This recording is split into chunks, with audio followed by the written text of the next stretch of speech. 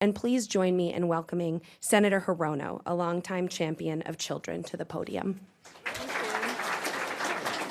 get a bear too. You get a bear too. And Senator Hirono, on behalf of the early childhood educators today, I'm also presenting you with the bear and thanking you for supporting childcare now. Thank you so much. Thank you. Aloha, everybody. How many of you think these are normal times? Raise your hands. Okay, I like to start with that because these are not normal times, and this means that all of us, each one of us, have to continue our advocacy. We have to do more of it, and we have to join hands with a lot of groups and other people who we may not have worked with before, but it's going to require all of us to come together. So I was raised by a single parent. My mother brought her kids to this country to give us a chance at a better life. But my younger brother, who was not old enough to attend school, was left in Japan, and he joined us when he could go to school. It was very tough, and so he never overcame really the sadness of being separated from his mother and his two siblings, the older ones who came here. These are the kind of tough choices that parents make every single day. And when we start talking about being able to afford early education and childcare, you face, I would say, a triple whammy. First, the cost is really high. You know, in Hawaii, childcare can take up 15% of a family's income. 15%. That's why this bill, which will decrease that to 7%, is a huge change. The second whammy is that even, the lack of early education and childcare workers. In Hawaii, we are lacking something like 30,000 childcare workers.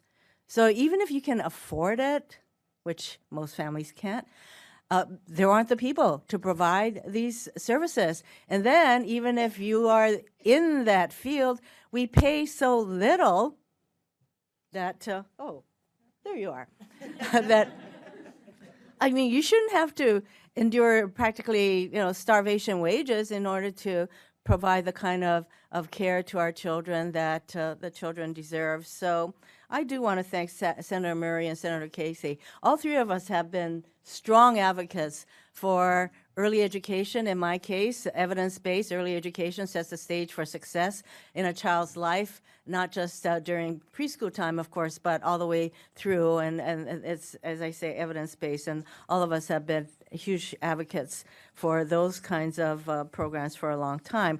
And we in Hawaii, we have one of the highest costs of living. It costs money to live in paradise. So, it costs a lot. It's been, it is one of the highest cost of living states in our entire country. So we pay a lot for our utilities, we pay a lot for housing, we pay a lot for everything.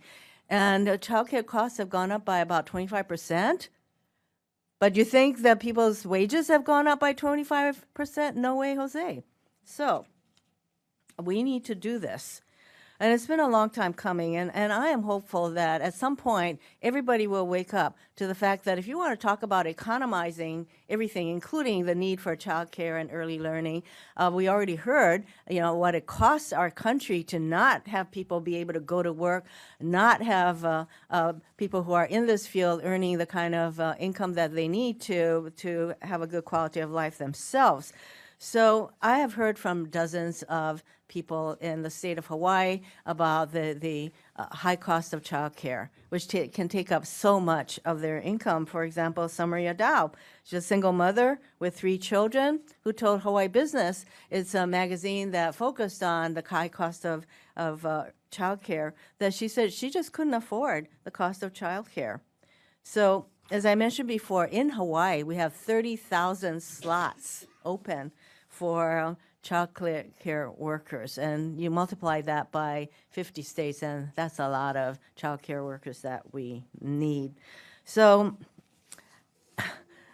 we need to do this. But as I mentioned, because these are not normal times, it's going to require all of us, not just those of us who are standing before you as advocates and all of the people who signed on to this bill, but all of us to raise our voices, to continue our advocacy, to join hands with other groups that may not have gotten involved in this issue, But you know what? We need to increase the recognition that this is a huge issue for our country. And we're one of the few countries that does not really provide adequate services for working families in terms of healthcare, in terms of preschool, in terms of just about everything that a lot of other countries already provide. So we are here with this bill to move us on the path that we need to go. Mahalo nui loa.